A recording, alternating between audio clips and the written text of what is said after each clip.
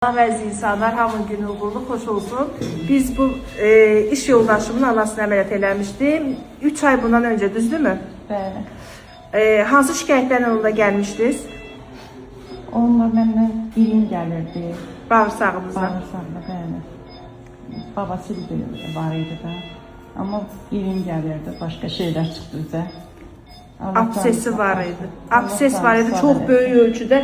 Bir neçə gözənəkli, axacaqlı, bütün düz bağırsağı əhatə edən abses boşluqları. Sonra var idi rektaseli, çatı, babaseli, hər şey var idi.